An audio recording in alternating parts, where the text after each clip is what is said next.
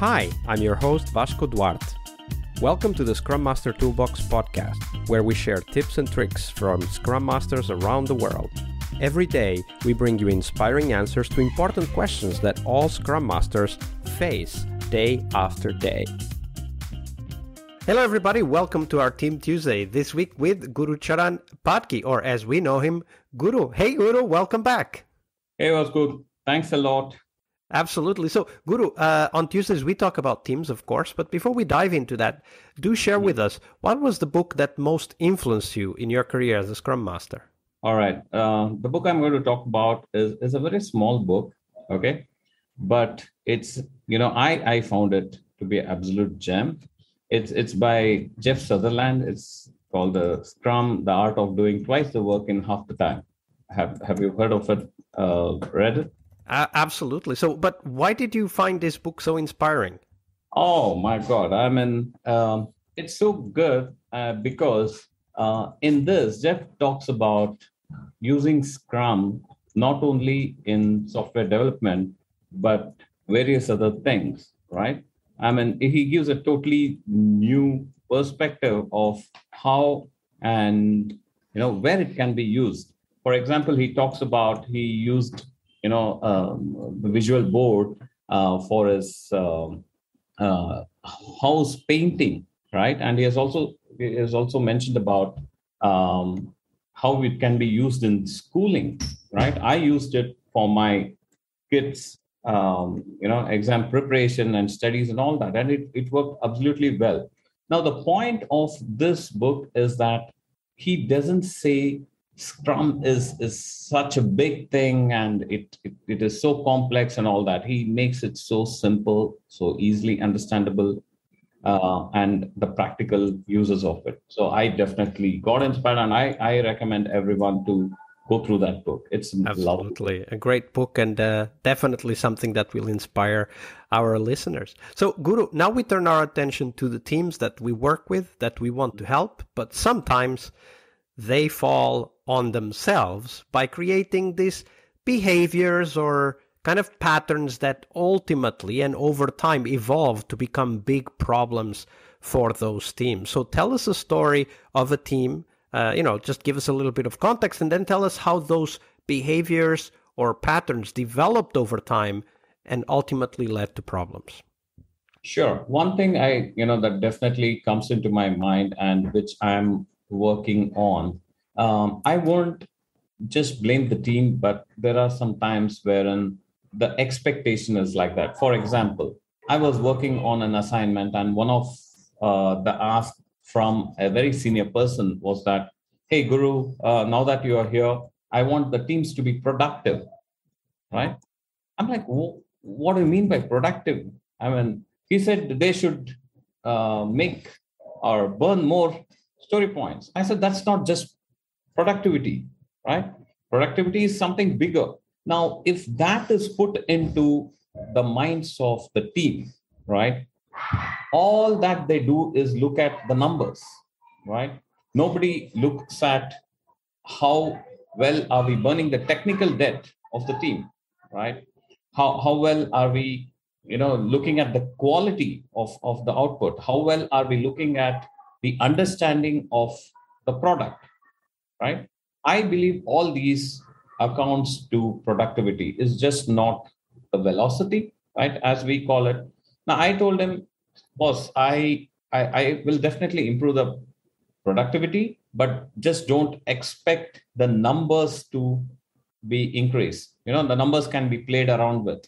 A 3-pointer can be made an 8-pointer. Nobody can argue, right? That's not productivity. The productivity is how the team evolves, how they become the masters of the product. And how do you look at that these days? Like when you think about team productivity, what are the things you are looking for? Sure. Great question. So I look at the understanding of the product. What are they building, right? How do you look at that? Like when you say understanding of the product, what do you have in mind? I look at how they ask questions. How are they prepared for a refinement session or in the sprint planning? How well they understand what the requirement is? What are the kind of questions they come up with, right? We also do some practices like telling them that these are the epics that we are going to discuss in this refinement. Please go through that, right? And we can also play a game. I had played a game in which the team went through the epics and the product owner stands there and the team explains the epic to them. The team which best explains the epic and what the requirement is, right? They get more points, right? So it is one factor of productivity. The second, how do you look at quality as a whole team, right? I mean, in every step of your SDLC, you need to improve quality. It's just not that only quality teams look at the quality. Everyone does something, puts it across the wall. No. So that's another factor. Now, if I'm a developer, I have to ensure that I understand the requirement. I develop it. I write the JUnits, the unit test cases. I automate them and ensure that I have covered most of the issues in that, and then give it to the quality, right? I mean, it has to move in all the directions. So that when you think about understanding the product, the idea of even gamifying the explanation of the epics is a great and illustrative, I think, of this understanding of the product, right? Because you need to understand it in order to be able to explain it to someone else, and it kind of forces the understanding, because you can't even explain it if you don't understand it.